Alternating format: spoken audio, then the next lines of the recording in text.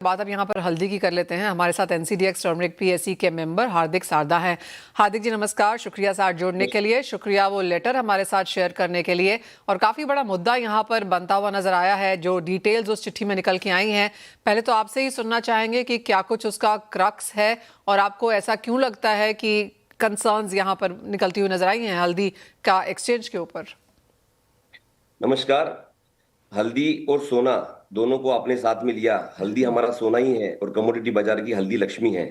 इस लक्ष्मी को अपने को कमोडिटी बाजार में काम करते समय कि एक टोटल जो क्रॉप डिमांड सप्लाई के ऊपर तेजी मंदी की जाती है, ऐसी अफवाह की गई थी कि मराठवाड़ा में ज्यादा बारिश के गिरने से 50% क्रॉप खराब हो गया, सांगली में क्रॉप खराब हो गया, तमिलनाडु में खराब हो गया। लेकिन आज की जो अराइवल दिखाई दे रही है, निजामाबाद का भी लगभग जितना हिस्टोरिकल अराइवल इस साल आया है, सांगली में भी रोज की 25,000 बोरी अराइवल आ रही है। कल के दिन पूरे इंडिया में हिस्टोरिकल अराइवल 1,25,000 बोरी अराइवल थी। इसके 2 दिन पहले कोई बाहरी काल्टल आकर निजामाबाद में 1, 2, 3, 4, 5 तारीख को जो एक वहां की जो सेलम वैरायटी है, हल्दी में भी वैरायटी होती है हर जगह पे, जो एफएक्यू भी होती है और गुड ग्रेड जापान क्वालिटी और हैंडपिक माल होता है। तो कुछ जो हमारे व्यापारी लोग हैं या मित्र लोग हैं, वो उस कार्टल से जुड़कर जो एनसीडीएक्स का पैरामीटर का जो भाव है, वो पैरामीटर का भाव ना देते हुए वो एकदम गुड ग्रेड जापान क्वालिटी का भाव दे रहे हैं। तो हमने कल सेबी में कंप्लेंट किया, कल एनसीडीएक्स को हम बहुत बार निवेदन कर चुके हैं। उसके बाद हमको सेबी में जाना पड़ा कि क्या आपका पैरामीटर क्या है और आपके पैरामीटर के हिसाब से पोलिंग हो रहा है क्या।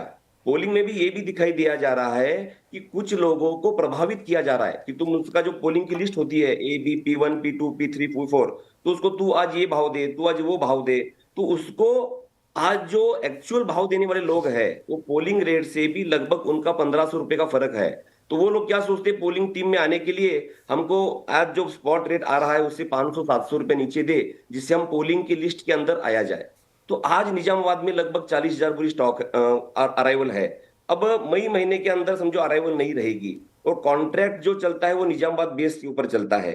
एनसीडीएस का जो पैरामीटर है वो आज तक देखा गया है कि जो बॉम्बे डिलीवरी गुड ग्रेड का भाव है उसके आजू बाजू 2% माइनस 2% प्लस में पिछले 10-15 साल का अगर रिकॉर्ड निकाल के देखा जाए तो उसी हिसाब से उसका स्पॉट रेट आता है। और आज Bombay delivery including cash discount commission के साथ में डबल पॉलिश माल बॉम्बे डिलीवरी 14,700 में निजामाबाद की प्योर निजामाबाद माल बेच रहे हैं। पीएससी के जो है, जो वहां के निजामाबाद के व्यापारी है, उन्होंने कल हमको 14,300 में गोडाउन डिलीवरी माल बेचा है 1% डिस्काउंट के साथ में। बाजार लगभग इस 5-7 दिनों के अंदर 1,500 रुपए निकल गया और कल सिर्फ 400 रुपया स्पॉट नीचे किया। तो उसमें ये काल्टल ये दिखाई दे रहा है कि अप्रैल कॉन्ट्रैक्ट ऊपर, मई कॉन्ट्रैक्ट नीचे।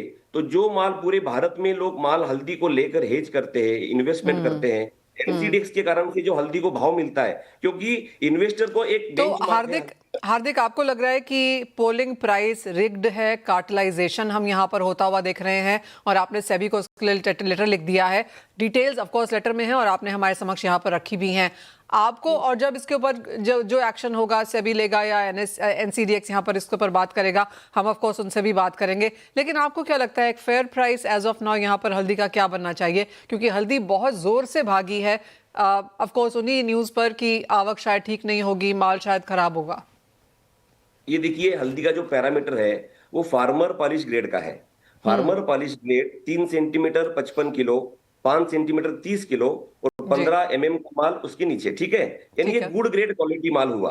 गुड ग्रेड क्वालिटी माल आज बाजार में, सांगली में भी वही माल निजामाबाद का और निजामाबाद में भी 13,500 से 14,000 में बिक रहा है। अगर उसका पूरा खर्चा क्लीनिंग ग्रेडिंग करके गोडाउन डिलीवरी करे फिर भी 14,500 में पड़ता है और फिर भी उसका पोलिंग लगभग कल 15,700 आया। हमारे जानकारी के अनुसार हम वहां जो माल परचेस करते हैं 14,500-700 के ऊपर स्पॉट रेट नहीं आना चाहिए, ऐसा हमारा सुझाव है। Fair point.